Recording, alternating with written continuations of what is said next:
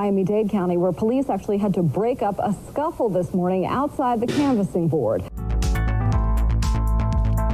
Actually, you know what? Let's do a deeper dive into this. Every 4 years, Americans across this great nation put our differences aside to join hands and collectively lose our fucking minds over the presidential election. Turn out for what?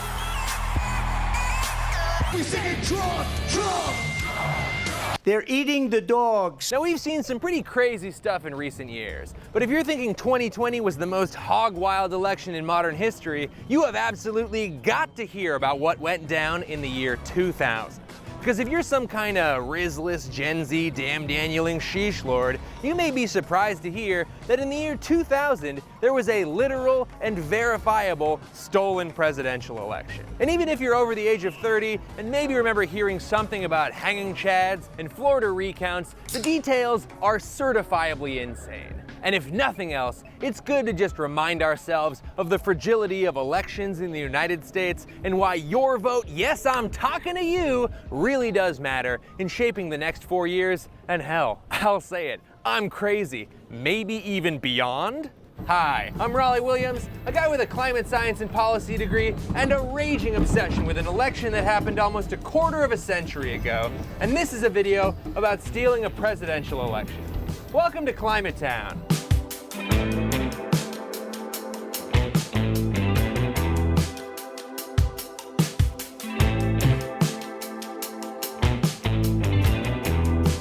Yeah. A lot of people, especially younger people, are not familiar with the 2000 elections where the Republicans actually successfully stole the election. They lost the general vote. They lost the popular vote.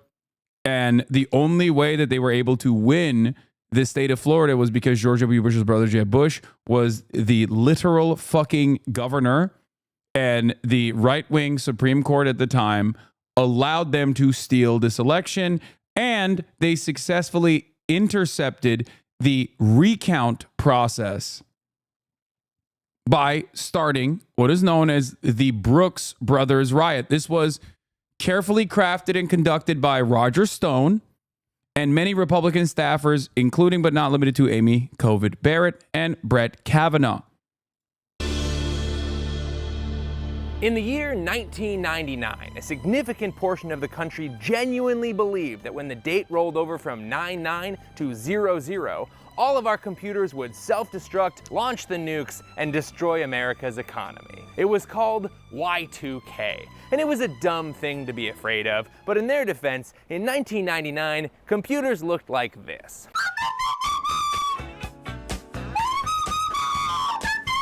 But the new year came and went, and with Y2K safely in the rearview mirror, Americans could focus on the two things that really mattered. The hit single Who Let the Dogs Out by the Baha Men, Who let the dogs out?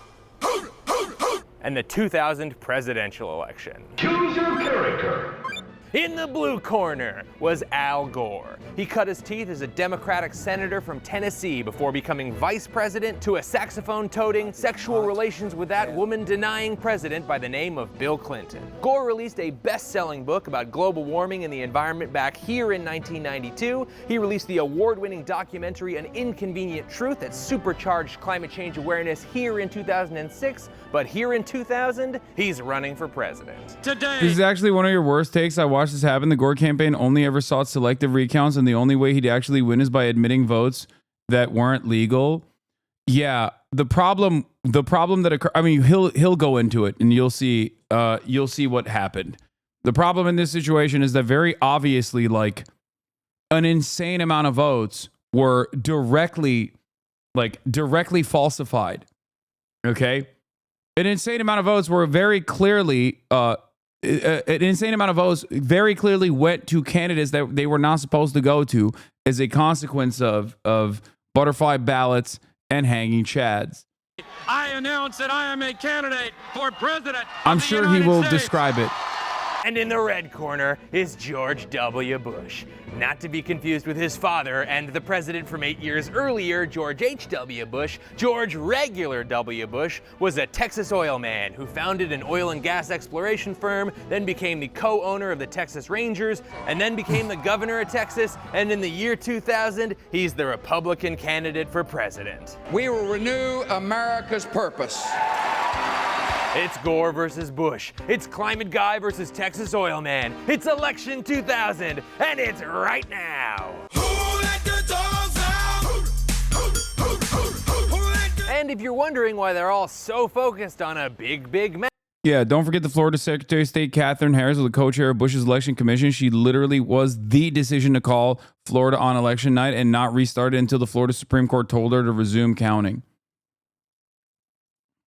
it's because America doesn't have a simple democratic election where the candidate with the most votes wins. We have the much stupider electoral college, where states are assigned point values and each candidate tries to win the highest stakes board game on earth. And that means close elections can often come down to just a couple of states that could swing either way. But remember, this is also a TV show, which means networks are foaming at the mouth to call states as early and often as they can, filling up the map and making politics feel like Wheel of Fortune. George Bush, he carries his home state of Texas. Washington State goes for Gore. Sarah, you hit the jackpot with $1 billion. And then, at 7:49 p.m. Eastern Time, NBC felt they asked enough Floridians exiting the polls who they voted for, and they were ready to make the call. So sorry to interrupt you. Mike, you know I wouldn't do this if it weren't big. Florida goes for Al Gore. It was massive. Florida had 25 electoral votes, and if Gore took it, the Bush path to victory looked rail thin. The other networks followed suit, and it seemed like a wrap then and there. Except it wasn't a wrap, because as actual voting data replaced exit polling data, Gore's lead began to shrink. And something positively weird was going on because Florida polling stations were inundated with voters calling to say they were confused about the ballot and they were worried that their vote might have gone to the wrong person. Curious! Then, 2 hours later at 9:55 p.m., NBC News is now taking Florida out of Vice President Gore's. And the reason for why they did that,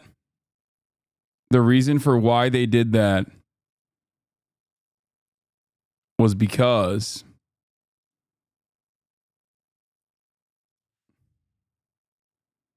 fuck, I can't find it. God damn it. I fucked it up. I was going to do a great segue to oh my God, I will vote. And I fucked it up. I couldn't link it fast enough. God damn it. Bro had a stroke. No. Wash streamer. I know. Please subscribe to me. I'm a wash streamer. This is why they did it. And together we will make America great again.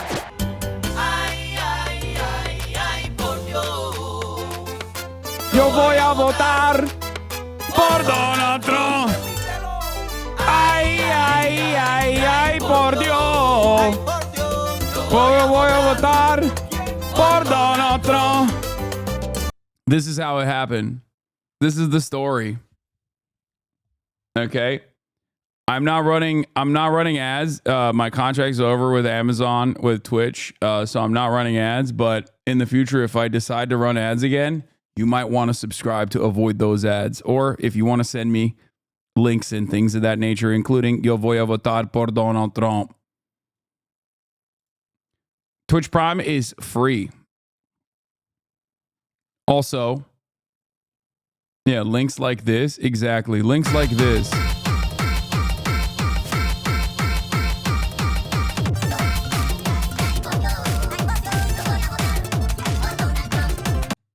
Twitch Prime is free, folks. Or you can subscribe for $6, or you can get gifted a sub if you're lucky. Let's continue. Column and putting it back in the too close to call column. as the other states fell into place, only Florida was left undecided. Thank you, Bowl, which means for the 10 whoever gifted won subs. Florida would win the election. Then at 2:16 a.m., roughly 6 hours past their target demo's bedtime. Fox News now projects George W. Bush the winner in Florida, and thus it appears the winner of the presidency of the United States. The other networks followed suit, and Al Gore No, I see every message, including this one. was left sitting in a hotel room staring at every major news network in the country, telling him he had lost an election that all the exit polling data said he had won. So Al Gore picked up the phone, called Bush to concede, and then left to go deliver the official concession speech. The thing is, Hassan surplus value, Al thank Gore you. had not lost the presidential election. Yeah, and he would have known that if he had thought to call his own numbers guy, Michael Hooley, who was keeping careful track of the Florida vote. He said, we're at the War Memorial, and I asked why, and he said, we're about to concede. And I said, for what? We haven't lost. The whole thing was a clusterfuck in a number of ways, but most importantly, it was so close that it had automatically triggered Florida Election Code 102.141, legally requiring an automatic recount of all the votes in the state. This election was not over, but Al Gore didn't know that, and was literally walking to the stage to concede the election when his senior advisor David Morehouse ran his ass down and stopped him. The drama. Imagine that moment. I wish I had a clip of it. I don't, but I super wish I did. Luckily, HBO made a made-for-TV movie about the 2000 election, and it did include this goofy-ass reenactment. No, Mr. Vice President! Mr. Vice President! Mr. Vice President! Mr. Vice President? Mr. Vice President? Sir? I'm not going to keep Please, him waiting. please, Mr. Vice President. There's a problem with the numbers in Florida.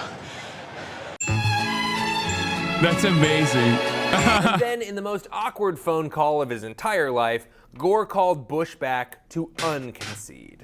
As you can imagine, Bush was pretty fucking pissed. The conversation got heated, and Gore apparently ended the call with something to the effect of, "I don't care what your little brother says, this isn't over." And that's a pretty badass thing to say. It's also a little confusing, but in this case it makes perfect sense because George Bush's little brother is Jeb Bush. And in the year 2000, Jeb Bush was the governor of Florida. Uh-oh. I told my brother that we were going to carry Florida for him. Is that going to be a truthful statement? Uh-oh. It better be. So the race... Jeb! It's fucking Jeb! It's Jeb time! Moved to the Sunshine State, where the 5.8 million votes cast in Please Florida clap. would be machine recounted to see if Bush's 1,784 vote lead would hold. And as the computers rescanned the votes, Bush's lead steadily shrank down to just 327 votes. But that's not all. There were an additional 171,000 ballots that the machines had just skipped because either they couldn't read any vote or they read multiple votes. Which makes sense if you remember the many calls on election day about confusing ballots and defective equipment. These are the same computers that we thought might fire nuclear weapons at Russia if they weren't sure what year it was. Good thing Florida state law says we'll take these 171,000 ballots and recount them by hand, right? Florida law, and the law in many other states, calls for a careful check by real people of the machine results in elections like this one. But Team Bush had a slightly different take. They wanted to not count any more votes. Yeah, they did a stop the count. Now, some of you probably remember when they did that exact same thing in the 2020 election. It was additionally funny, however, because on some states they were saying stop the count. In others, they were saying count the votes. It was very confusing. But that didn't stop Republicans from advocating for whichever position suited their purpose. Now, the little problem that the Republicans had during the 2020 election is that, well, the Democrats were winning. Okay? It's a lot harder. It's a lot harder to stop the actual normal process when the votes are still being counted. I don't know if they'll stop. I don't know if that is going to stop the Republicans from trying to stop this process this time around, but it's definitely a harder thing to do versus, oh no, the votes have been counted, it's over, you lost. And declared George Bush president immediately. And in situations like this, you'd hope there'd be someone to step in and say, get f***ed, we're counting all the votes. I'd even settle for a simple, sorry, but counting votes is how democracy worked. And that person should have been Florida Secretary of State Katherine Harris. Now, in a wild coincidence, the co-chair of George Bush's Florida presidential campaign was also a woman named Katherine Harris, and in an even wilder coincidence, it was the same person. That's right, both the Florida governor and the Secretary of State in charge of maintaining the integrity of the election had actively campaigned for George Bush, which is a really hard position to be in if you're Al Gore. Luckily, he did have one thing going for him. He got more votes in. I will say something that might come across as controversial, but I think the state of politics now is even worse than that. Like somehow where there's a direct conflict of interest there. But I think right now the state of politics is even worse than that, where like Donald Trump has put his loyalists in every fucking position within the Republican Party. And now there is even a greater partisan split, and it doesn't fucking matter. Like you don't even have to be related to Donald Trump at all. Okay, you can just openly be like, I'm an insane person, and I think the elections were stolen last time, and now I'm in charge. I'm tasked with like, I'm tasked with the election here. I'm gonna be doing, I'm gonna be sitting and doing the fucking counting myself personally. Florida than George Bush did. That's right. We now know for sure that Gore got more votes in Florida than Bush. By kind of a lot. Unfortunately, some serious problems with Florida's voting system invalidated literally thousands of ballots that would have gone for Gore.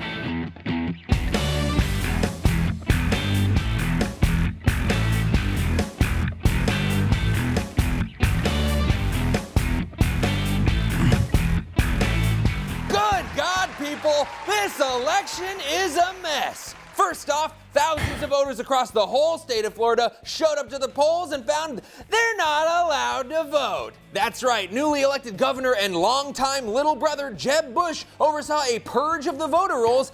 Interestingly, this strategy, and this is the reason why I've always maintained the position that Donald Trump was not unique in the way that he said that, like, illegals are voting or whatever the fuck. This strategy has always been in place. This strategy was first originally advocated for by Paul Weyrich of the Moral Majority. Okay, this is a ultra-Christian evangelical group that originally created the massively consequential evangelical base of support for the Republican Party.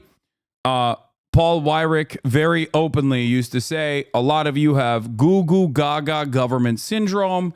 Many of you think everyone should go out and vote. You're stupid. Our goal is to stop people from going out to vote because, we don't want certain people to go out and vote. This is straight up the play. They've always been.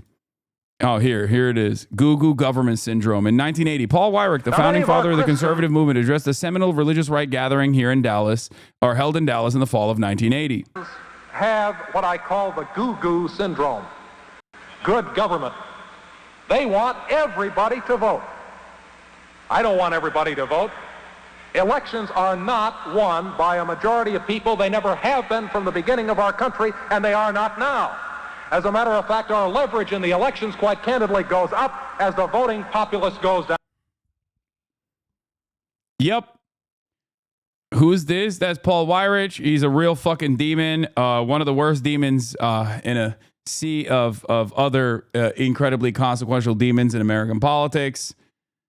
He is the godfather of the modern conservative movement, I would say. A Catholic man himself who recognized that the evangelical base of support was just waiting to be activated. Anyway, so why would he self-report that unprompted? Why not? He was successful. He has been successful. You are watching how successful he is.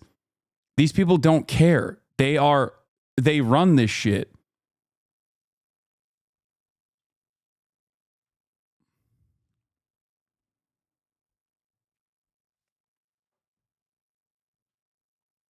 Now, one thing you have to understand is that like, in order for Republicans to get away with voter suppression in the form of adding unnecessary hurdles to how people vote, whether it be voter ID initiatives, whether it be purging people from the voter rolls, voter registry, there needs to be a reason for that, right? You can't just be like, nah, we got to purge people from the voter rolls. You'd be like, that seems like a strange thing. Why is the question that comes to mind. And the answer to the why is illegals voting. Okay? Republicans have consistently lied about voter fraud in an effort to do election fraud or voter suppression.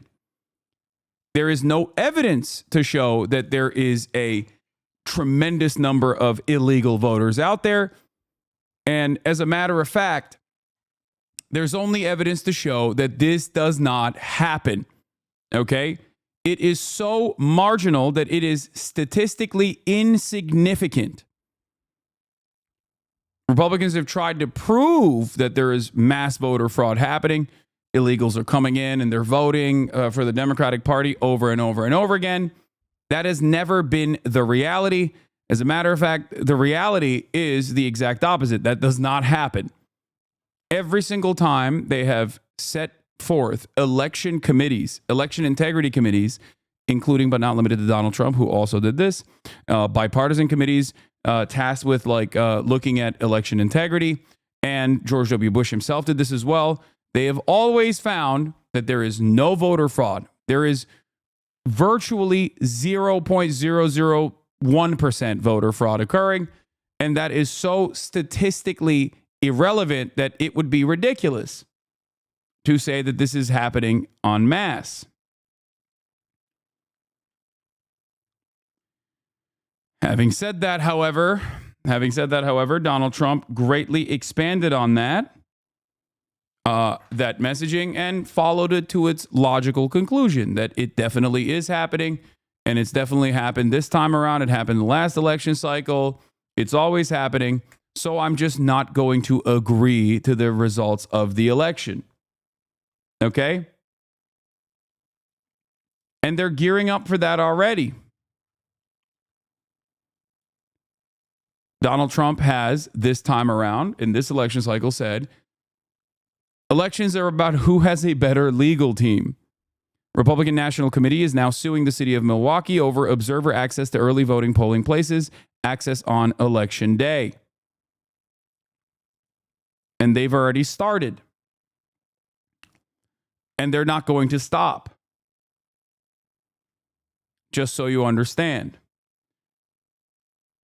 But anyway, even the quote-unquote normal Republican Party has engaged in this exact same method and this exact same sentiment that Donald Trump expanded on, okay, followed to its logical conclusion on, which is why I fucking hate the Republican Party. One of the many different reasons why I hate the Republican Party and why I hate Democrats who say, we want a normal Republican Party. We want a strong Republican Party. Bitch, this is what their strong and normal Republican Party was fucking doing. Let's continue. That accidentally included a lot of legal voters who overwhelmingly voted Democratic. He looked at the roll and he looked at me and he said, we have a problem. You're not on the roll. Sorry about that.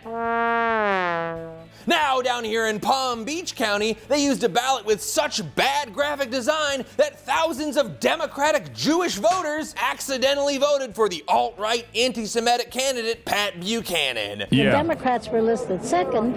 I punched the second hole, and that second hole was for Pat Buchanan. And this is not just like my opinion, man. Yeah. Here's Pat Buchanan himself. If the two candidates they pushed were Buchanan and Gore, almost certainly those are Al Gore's votes and not mine. And as if printing your ballots on a bunch of goddamn origami cranes isn't bad enough, Voters up here in Duval County were instructed to vote on every page of their ballot. But anyone who followed those instructions had their vote invalidated because there were 2 pages of presidential candidates. And these aren't just like a couple of votes. In Florida, there was a vote for Gore on 84,000 of these invalid multi-vote ballots compared to just 37,000 multi-vote ballots that included Bush. But the Bush legal team was prepared to swear on their mothers' lives that a bunch of elderly Jewish Democrats had voted alt-right and that the multi-vote ballots Like voted for an anti-Semite, like an open anti-Semite.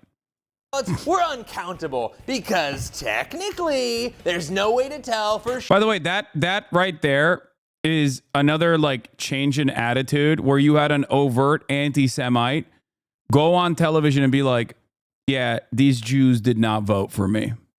Okay. Can you imagine like a Richard Spencer type saying some shit like that now? Fuck no. Absolutely not. Okay. Like that guy was the OG alt-right guy. Now the alt-right is packaged directly under the MAGA banner. It's just not like a thing. That's not like, can you imagine a Nick Fuentes type person saying that shit now? Fuck no. Absolutely not. Sure who the voter was trying to vote for. Not even if the candidates were Al Gore and also popular write-in candidate Al Gore. You want to be ideologically pure, or do you want to win? Demon. They said we want to win. And under the time pressure, there seemed to be no practical way for the Gore legal team to contest any of those multi-votes, the accidental Buchanan votes, or the purge votes. That's thousands of votes flushed away, man. But wait, because there was a ballot issue that they could go after. In some counties, voters have to punch out little paper circles known as chads.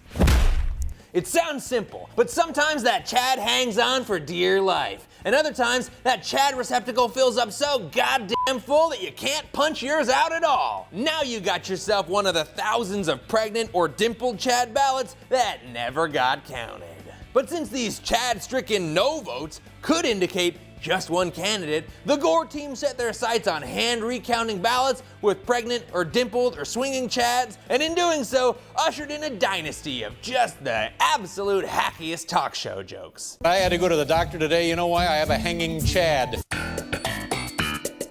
And so the entire 2000 presidential election basically came down to 61,000 ballots in Florida that machines thought were blank. Would they be counted or would they be thrown away? We'll find out next time. Just kidding, let's find out right now. The Gore team struck first by requesting recounts in just 4 heavily Democratic counties where they thought they'd uncover a boatload of dimpled and hanging chad ballots with Al Gore's name all over them. The Bush team immediately sues to stop the hand recounts on the grounds that Gore was selecting favorable counties. Gore counters in a televised address. I am also prepared, if Governor Bush prefers, to include in this recount all the counties in the entire state of Florida.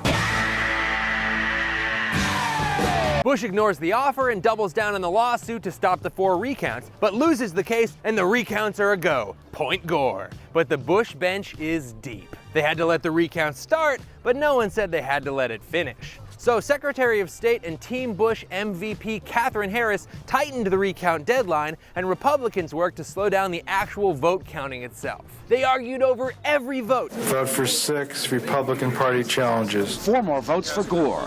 Election Supervisor Jane Carroll, a Republican, voted against this count. They had to shut down the counting temporarily because the canvassing board members had to run to court to go appear before the judge to talk about whether or not we were eating chads. Katherine Harris then attempted to stop the entire hand recount early. I've decided it is my duty under Florida law to exercise my discretion in denying these requested amendments. But was denied by the Florida Supreme Court. Undeterred, Katherine Harris follows up by stating she won't accept any recounts unless they're completely finished in the next 3 days. The Gore legal team says, hey, you can't do that, and the Florida She's in jail, right? What? No, she was elected shortly after this. Supreme Court steps in and says, stop fucking around, and gives them a week to do the recount. There was only one question left on everybody's mind. Who let the dogs out? Sorry, no. Who would win this election? With the recount in full swing, things looked very good for Gore. He picked up 93 new votes and virtually every single person that was involved in this process was elevated through the ranks of the Republican Party. Like almost every single one, including but not limited to 2 Supreme Court justices that Donald Trump put in the Supreme Court. Okay? Roger Stone was the one who implemented the Brooks Brothers riot, big Trump loyalist, as you guys know. He is like seen as a hatchet man and is seen as like a deeply unserious person in general now. But like every single person was like directly elevated through the ranks of the Republican Party for their loyal servitude. In Volusia County, and if their projections were right, Gore would win another 300 to 400 votes in Palm Beach, another 100 in Miami-Dade, and up to 500 in Broward County. Even on the low side, that would be enough to put Al Gore right back on top. Pretty good news for the Democrats. Remember how close this election is, okay? Remember how close this election is. Like, they literally, you lost your chance at a free sub? Wait, why? I'll always take it.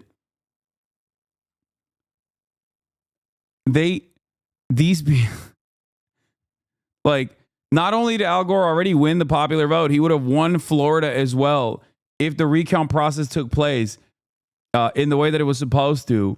And they were like, nope, not happening. Democrats. The Republicans, on the other hand, weren't about to let a lead slip away. They devised a new method to ensure none of those votes got counted. In Miami-Dade, a young Roger Stone had teamed up with other Republican operatives, and while the hand recount was happening on the 18th floor of the Clark Center building, a horde of what appeared to be angry Floridian protesters stormed the building.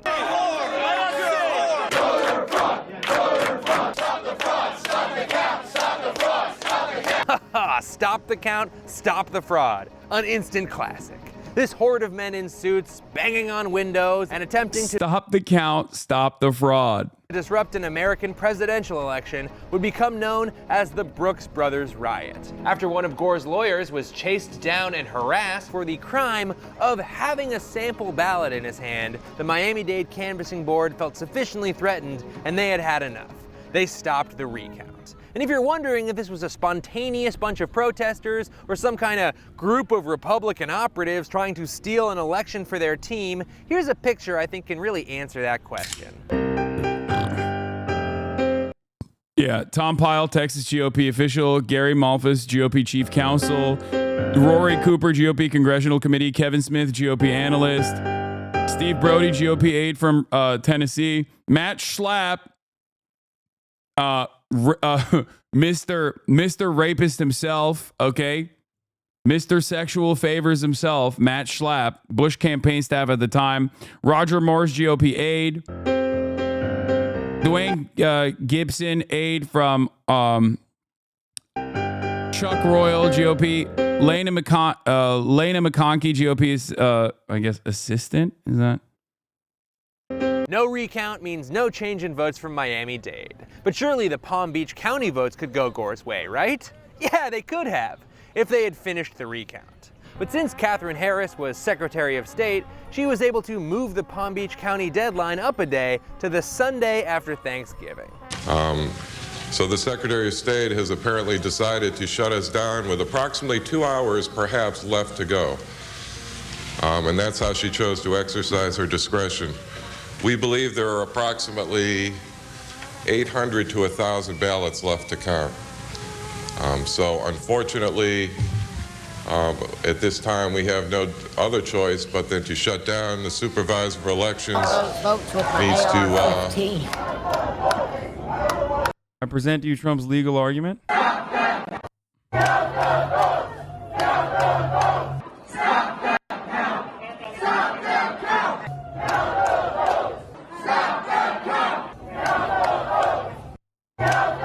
That's pretty.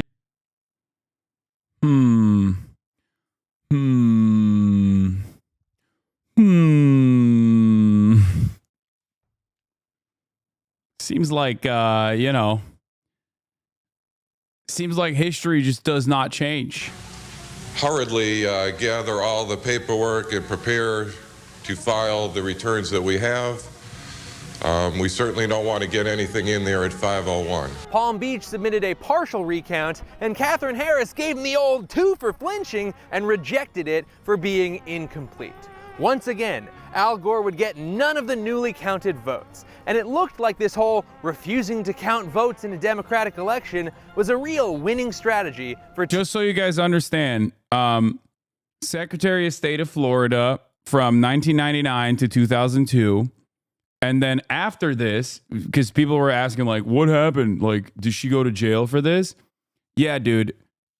She so did not go to jail that then she moved on to become a elected member of the House of Representatives from Florida's 13th Congressional District from 2003 to 2007. So no, they did not throw her in jail. They rewarded her, and she became a United States Congresswoman. Team Bush. I hereby declare Governor George W. Bush the winner of Florida's 25 electoral votes for the President of the United States. But not so fast, Jackson, because Team Gore knows how... Yes, the recount was going to flip it to Gore, and she moved up the deadline while knowing they wouldn't be able to hit the deadline. So in doing so, she invalidated the recount entirely, handing Bush Florida with a margin of victory of 537 votes and thus the presidency. And for those of you who were too young to remember, despite the fact that George W. Bush is now seen as like a hero by liberal circles because liberals are disgusting in the way that they whitewash war criminals, George W. Bush's administration was significantly more consequential for American domestic policy and American foreign policy, i.e. the entire fucking globe's policy, than Donald Trump. This is why I will never agree with people who say Donald Trump is worse than George W. Bush. He was not. Okay? George W. Bush and America's policy post 9/11 was significantly more damaging and significantly more consequential than anything else. Okay? Yeah, you don't even get Trump without Bush, but you have to understand George W. Bush's administration was perhaps the worst administration of all time.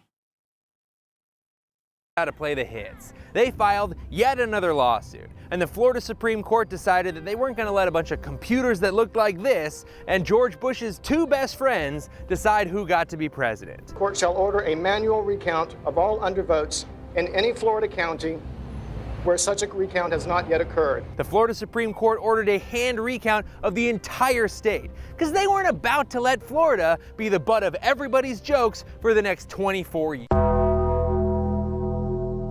That's right, it's the Supreme Court of the United States. And under the flimsiest of legal pretext, they've decided to take Bush's case. Rather than let Florida complete a legally mandated hand recount of their own votes, the 5 Republican-appointed conservative justices closed ranks and voted 5-4 to stop the count and end the election, officially handing the presidency to the guy who both lost the popular vote and received fewer votes in the deciding state.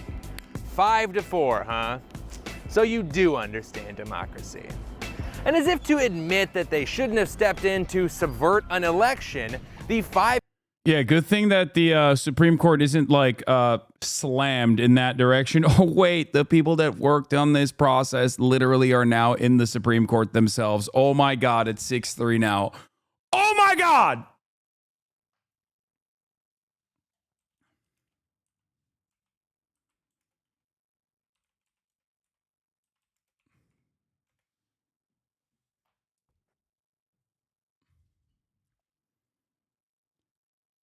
The Supreme Court is about to have 3 Bush v. Gore alumni sitting on the bench.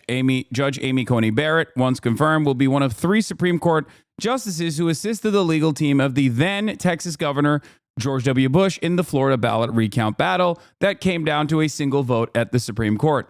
Not only did they have a 5-4 majority at the time, and some of those fucking dipshits are still in the Supreme Court, including but not limited to Clarence Thomas, as you saw, they also literally put people who were directly working with the Bush campaign at the time to do this into the Supreme Court.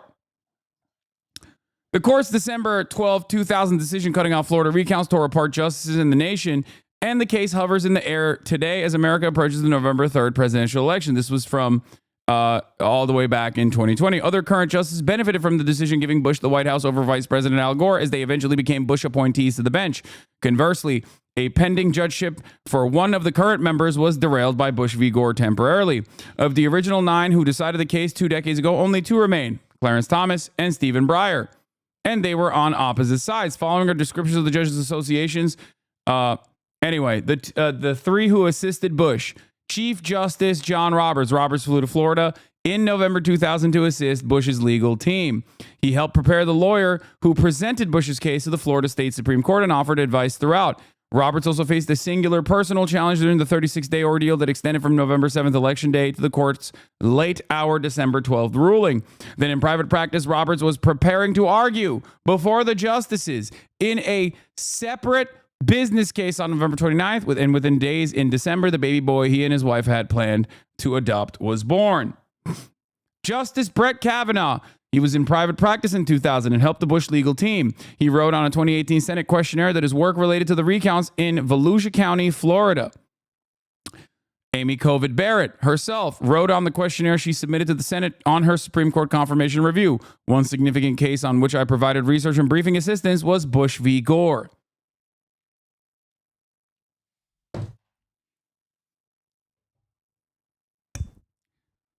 When you look at the situation presented to you, like in front of you, and you're like, why does shit seem worse every year? Understand that this machine has set forth decisions long before you were born that is marginally making shit worse every single day. This is the long con. Okay? That's it. Just like the Roe v. Wade decision. Endlessly consequential and unimaginably unpopular, the Roe v. Wade decision. Every single person that was appointed under the Trump administration lied and said that this was a super precedent, including but not limited to Amy Covid Barrett. Lied to the American public and lied to Congress. They said they would not overturn it. They said it was too popular. They said there was too much legal precedent to defend it. They said it was a super precedent. What did they do? Lo and behold, once they became Supreme Court justices, they overturned it. That decision did not happen overnight. The Federalist Society wanted to do this for almost 40 years. Okay? 40 fucking years ago, they were like, yeah, this is what we're going to do eventually.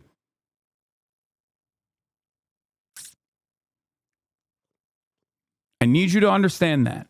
Conservative majority Supreme Court ruled for possibly the first and only time that this decision was not precedent. It would only apply in this one case, so let's all just forget about the time a conservative Supreme Court stepped in and stopped an election that was actively counting votes and handed it to the Republican.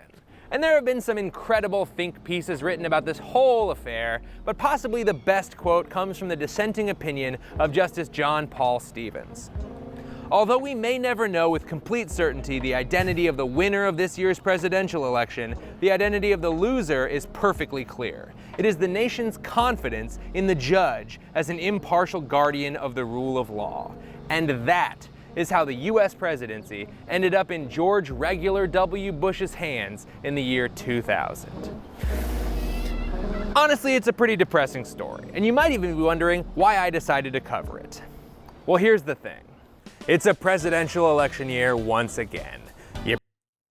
It's really hard not to sound like a conspiracy theorist when we're dealing with moves that are 40 years in the making. I mean, this isn't like a conspiracy theory. This is a conspiracy in the legal term. Like, they're conspiring to do this. It's not a theory. It's just a reality. These are not things that we are suspecting happen. These are things that were openly being communicated for multiple decades, and we're watching it unfold in front of our eyes. It's like, it's just the reality. You probably wish it wasn't. And the reason why I'm going through this process and explaining to you step by step how it has happened in the past and trying to explain to you how worse things have gotten since then is because I want you to understand. I want you to have the tools to analyze what happens tomorrow potentially, okay? That's it. This is a big part of what I do, contrary to what my naysayers might claim I do. This is my job. This is what I am tasked with doing, which is to explain to you historical context as to why certain things are slated to happen, okay? That's the goal here.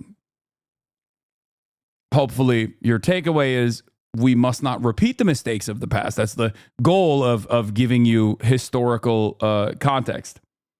And after hearing me smash through all the ways the 2000 election got absolutely borked by some little brothers and a bunch of the guys from that scene in Wolf of Wall Street, you might even find yourself thinking, what's the point in voting when these dudes can just come in and swipe an election? But here's how I see it.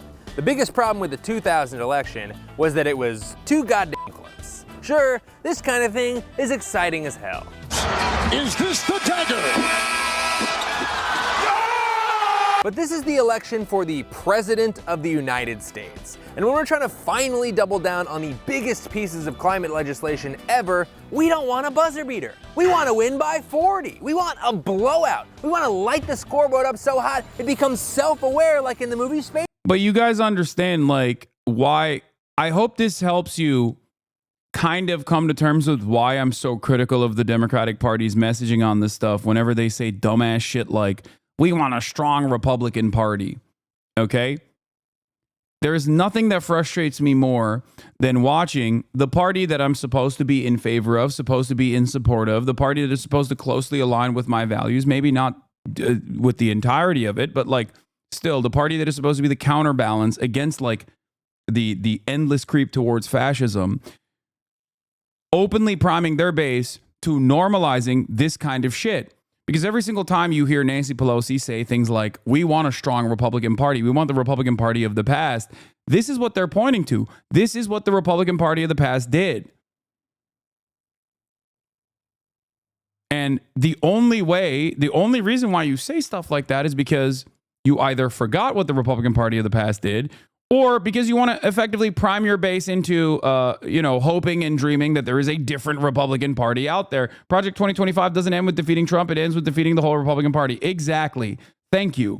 That is why my analysis on Project 2025, I've been talking about that for a fucking year plus at this point, has always been Project 2025 is not new. A lot of people focused on it, and it's been an effective way to campaign against the current Republican Party, but you have to understand Project 2024 and 2026 is the same.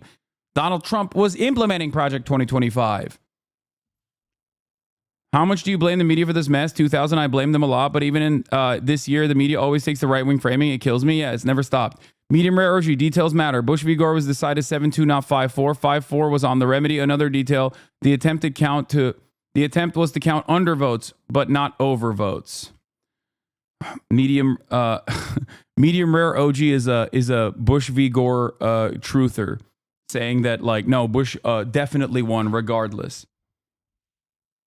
Space Jam. But I'm not out here trying to advocate for voting for the climate on vibes alone, baby. So we teamed up with our friends over at Evergreen Action to take a look at what the actual climate stakes of this election are and why you getting yourself registered to vote and then actually going to the polls is 100% worth your time. All right. So the rest of that is about